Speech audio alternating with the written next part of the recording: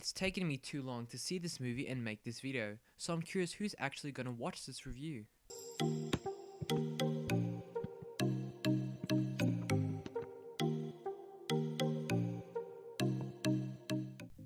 Thor Love and Thunder features the return of Taika Waititi in the director's chair, continuing his story of Thor, once again played by Chris Hemsworth, supported by Tessa Thompson, Taika Waititi, Natalie Portman, and Christian Bale.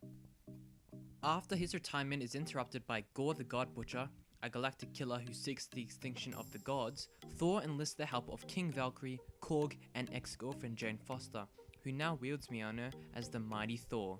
Together, they embark upon a harrowing cosmic adventure to uncover the mystery of the God Butcher's vengeance and stop him before it's too late.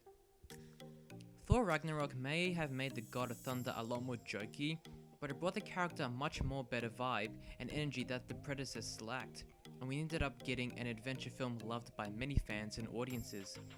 This film, on the other hand, may not be loved by as many fans, but I still think it can be enjoyed nonetheless. Chris Hemsworth remains unbeatable in the role, with excellent comedic timing, but also nailing every badass moment the character has. It isn't surprising that the action sequences were a lot of fun, as that comes to be expected with Marvel releases. The score also has a lot of the same energy from Ragnarok, which still works with Taika Waititi's directing style for the film. There is a lot more colours, and I enjoyed that aspect as it made the action and cinematography a lot more vibrant. Christian Bale, whenever he was on screen, was an excellent villain. For the most part, he was creepy and menacing. He had an understandable motivation and a satisfying conclusion to his character. I would have definitely loved to see more of him though. I think with more screen time, they could have made Gore a lot more threatening to the story, whilst helping the audience understand more of why they should fear him. Love and Thunder is definitely similar to Ragnarok in the sense of how much comedy there is, but this film feels a lot more tonally inconsistent. There are some really serious moments that either immediately become a joke or move on to one. This is a recurring issue within the MCU, but this movie in particular made it very obvious cutting from serious to comedy. There are definitely jokes in the movie that don't work very well either.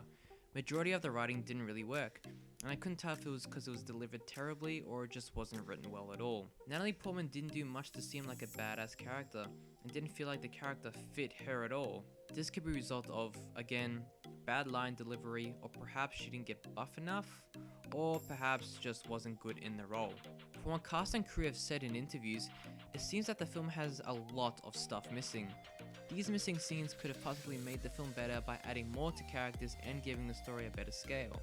The short runtime also made me feel like I was just watching some kids movie, and while the film is comedic there, could have been a lot more story to tell. After hearing that the film was ordered to be under 2 hours and the toxic workplace for the visual effects team, I'm worried that the rest of Phase 4 projects could face similar issues. There wasn't anything about this movie that surprised me, but there are aspects that underwhelmed me. I think the studio really needs to give the filmmakers a lot more creative freedom, as that usually can lead to one great adventure. The film just needed more story-wise, and perhaps needed less comedy-wise. Lots of people would disagree as it is a Taika Waititi film, but there wasn't that much of a strong balance in the movie. Love and Thunder is still perfectly enjoyable and watchable. It just doesn't live up to how good Ragnarok was or how other MCU films are. I would call this movie enjoyable, nothing strong, just enjoyable.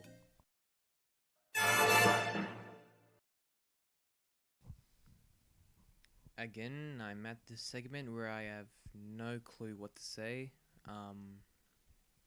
Please check out my Instagram page, because I just finally hit 200 followers after like 3 or 4 years.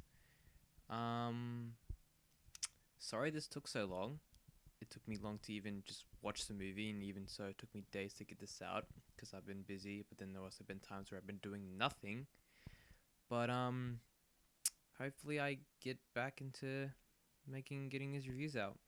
Next will be Black Phone, which I should probably get done right now actually. See ya.